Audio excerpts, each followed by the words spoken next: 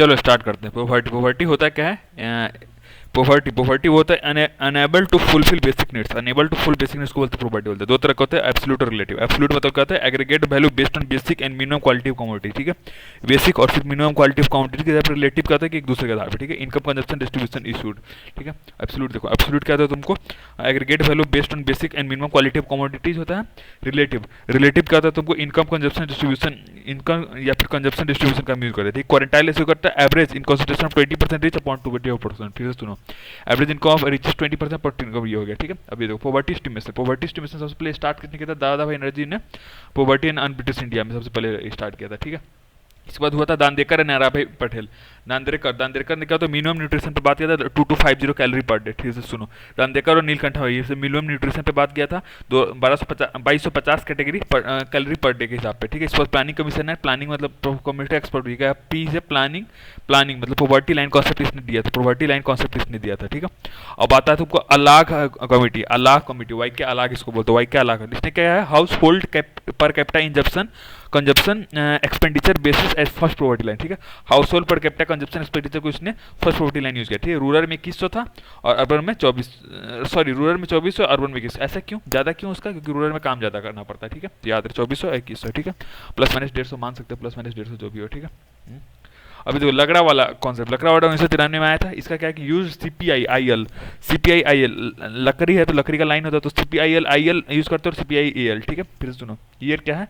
Year का 93, ठीक है। सीपीआई आई एल और सीपीआई ए एल दो यूज किए थे, ठीक है। याद रखें, सीपीआई आई एल सीपीआई वो दो, ठीक है। इंडस्ट्रियल और वो रूरल के एग्रीकल्चर, एग्रीकल्चर इंडस्ट्रियल एग्रीकल्चर पे आ गया, ठीक है। अब आ गया तेंदुलकर कमेटी। तेंदुलकर कमेटी 2005 में क्या है? कैलोरीज तेंदुआ बास्केट में, तो मतलब क्या इसमें बास्केट का यूज किया, तेंदुआ बास्केट में, तो इसको बास्केट का यूज किया, ठीक है। इसमें क्या है? कैलोरी बेस्ड और पॉवर्टी लाइन बास्केट दो का यूज था। कैलोरी बेस्ड था और पॉवर्टी लाइन बास्केट का यूज किया था। इसमें 27 और 33 दो प्राइस थे, 27 और 23 पे बहुत हंगामा हुआ था, ठीक है।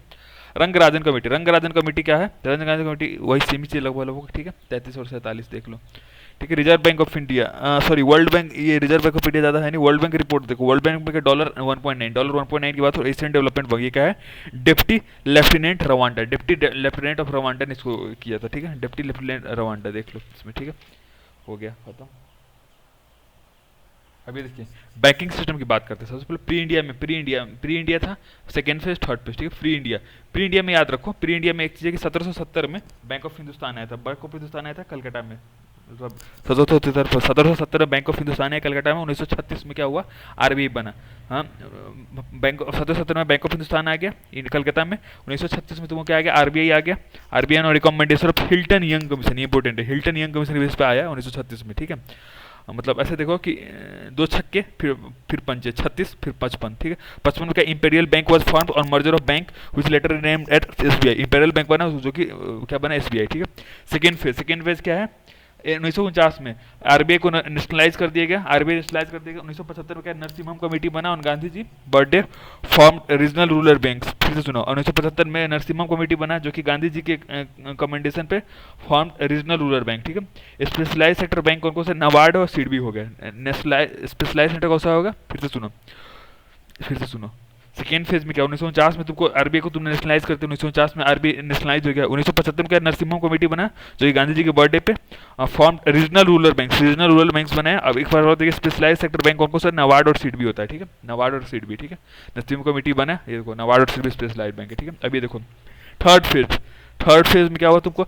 Narasimham committee allow entry of पर लेवल प्लेयर, ठीक है। अब क्या प्राइवेट प्लेयर क्या एंट्री होने लगा नरसिम्हम कमेटी की वजह से। और RBI propose to different kind of banks, एक पेमेंट बैंक और स्मॉल बैंक, ठीक है। दो चीजें हुई, पहली बात क्या कि प्राइवेट प्लेयर एंटर कर दिया, फिर आरबीआई ने क्या बोला कि दो डिफरेंट काइंड ऑफ बैंक होगा, एक पेमेंट बैंक होगा, स्मॉल बैंक होगा, ठीक है। अब ट्रू स्वदेशी मतलब क्या? सेंट्रल बैंक, ठीक है। ट्रू स्वदेशी मतलब क्या? सेंट्रल बैंक बनेगा। और गवर्नर ऑफ आरबीआई ये क्या है? एस्कॉन स्वीट और सीधी देशमुख पहला था, ठीक है। कौन कौन थे? अब ये इंपॉर्टेंट देखो, ट्रू स्वदेशी बैंक कौन सा है? सेंट्रल बैंक है। गवर्नर ऑफ आरबीआई फर्स्ट कौन सा था? एस्बॉर्न स्मिथ और दूसरा कौन था? सीडी देशमुख, ठीक है।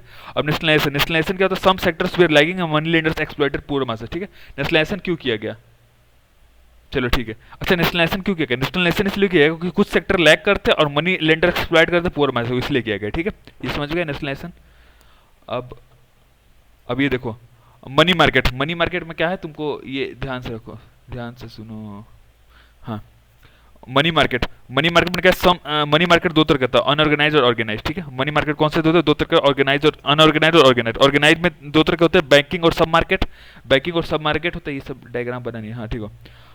अरे चूज भी है छोड़ा, हाँ सुनो ऐसे, मनी मार्केट दो तरह का, अनऑर्गेनाइज और ऑर्गेनाइज। ऑर्गेनाइज में दो तरह के, बैंकिंग और सब मार्केट। बैंकिंग में होता है schedule bank, non schedule. Schedule में होता है क्या, कॉमर्शियल कॉर्पोरेशन। फिर सुनो, ऑर्गेनाइज का दो तरीका है, बैंकिंग और सब मार्केट। बैंकिंग में दो तरीके, शेड्यूल और नॉन शेड्यूल। शेड्यूल के दो तरीके, कॉमर्शियल कॉर्पोरेशन, ठीक है। इतना समझ में आ गया, अब आगे बढ़ो।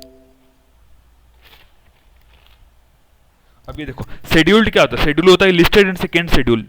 शेड्यूल बैंक वो होते हैं जो कि लिस्टेड होते हैं सेकंड शेड्यूल में, so eligible for obtaining loans from RBI. फिर से सुनो, शेड्यूल बैंक कौन सा होता है, यहाँ पे आ जाओ सीधे। शेड्यूल बैंक वो होता है जो कि सेकंड शेड्यूल में लिस्टेड, इसलिए आरबीआई इनको लूज देती है, और पुट सीआरआरआई भी आ रहा है, इसके बदले में क्या करता है, सीआरआरआई उनको आरबीआई दे। फिर से सुनो, लोन लेते आरबीआई से, इसलिए सीआरआरआई मेंटेन कर। कमर्शियल बैंक वो होते हैं, समझ में आ गया। अब कमर्शियल बैंक वो होता है जो रेगुलेटेड अंडर बैंकिंग रेगुलेशन 1949 के उसमें होता है, पब्लिक है, मतलब मोर देन 50% विद गवर्नमेंट, 50% से ज़्यादा गवर्नमेंट के पास रहता है। रीजनल बैंक कहाँ गया, हाँ रीजनल बैंक। पब्लिक समझ में आ गया, पब्लिक मतलब वो कि जिसके जिसके 50% ज़्यादा गवर्नमेंट के पास है, ठीक है। अब आते हैं रीजनल बैंक। रीजनल बैंक वो होते हैं जिसमें पब्लिक सेक्टर बैंक होते हैं। फिर से सुनो, स्टार्ट करो। शेड्यूल क्या होता है तुमको, शेड्यूल वो होता है जो कि बैंकिंग एक्ट रेगुलेशन 1950 को फॉलो करते हैं, और पब्लिक वो होते हैं जो कि पब्लिक होते हैं जिसके 50% ज़्यादा गवर्नमेंट के पास होता है। रीजनल बैंक वो होते हैं, रीजनल बैंक वो होता है जो कि पब्लिक सेक्टर बैंक होते हैं, पब्लिक सेक्टर बैंक होते हैं जो कि प्राइवेट नहीं होते, और केलकर कमेटी ने की रिकमेंडेशन बोल रहा है, ठीक है। नो न्यू केलकर कमेटी ने बोला था कि नो न्यू आरबीआई ऑपरेशन हो जाए, ठीक है। अब आते हैं कोऑपरेटिव बैंक। कोऑपरेटिव बैंक होता है अंडर नबार्ड होता है, और एम ऑफ फाउंडेशन होता है, फाउंडेशन पे फंडिंग पे कर, किसको फंड करता है, एग्रीकल्चर कॉटन इंडस्ट्रीज। फिर से बोलो, नबार्ड के अंदर में आता है, फंडिंग का करता है एग्रीकल्चर कॉटन इंडस्ट्री को, ठीक है। रूरल कोऑपरेटिव कॉपरेटिव सोसाइटी, ये क्या शॉर्ट टर्म के लिए करता है, शॉर्ट टर्म मतलब लेस देन एक साल के लिए। स्टेट डिस्ट्रिक्ट प्राइमरी में 3 लेवल का होता है, स्टेट डिस्ट्रिक्ट प्राइमरी, ठीक है। फिर से शॉर्ट टर्म लोन के लिए देता है, मतलब 1 साल से कम के लिए। लॉन्ग टर्म मतलब क्या, 1 साल से 25 साल के लिए, ठीक है। लॉन्ग टर्म मतलब 1 साल से 25, 3 लेवल से समझ में आ गया। स्टेट वो लॉन्ग टर्म मतलब जो 25 साल तक देता है, ठीक है। हाँ, बीच का, इसमें स्टेट और प्राइमरी होता है, बीच वाला नहीं होता। बीच में क्या होता है, डिस्ट्रिक्ट नहीं होता। फिर सुनो, 3 लेवल होता है, state district primary. Long term में डिस्ट्रिक्ट वाला नहीं होता, स्टेट और प्राइमरी बस होगा, ठीक है। अभी देखो, सब मार्केट मतलब क्या हुआ, सब मार्केट क्या है, गवर्नमेंट इंस्टीट्यूशन इंडस्ट्री। सब मार्केट क्या है, गवर्नमेंट इंस्टीट्यूशन इंडस्ट्री होता है। टाइप कौन सा होता है, कॉल मनी क्या है कि 1 से 14 दिन के लिए, और इंटर बैंक के लिए करता है। कॉल मार्केट और शॉर्ट नोटिस पे। फिर सुनो, कॉल मार्केट 1 से 14 दिन के लिए होता है, इंटर बैंक के लिए होता है, कॉल मार्केट शॉर्ट नोटिस पे देता है, ठीक है। बिल मार्केट और डिस्काउंट मार्केट, ये क्या है तुमको, बिल मार्केट ये क्या होता है तुमको, ट्रेजरी या फिर गवर्नमेंट ट्रेजरी होते हैं, और non interest bearing issued at discount. और कमर्शियल का था इशूड बाय ट्रेजरी, कमर्शियल का था जो ट्रेजरी उसको इशूड करता है, वो हो गया कमर्शियल बैंक। समझ में आ गया।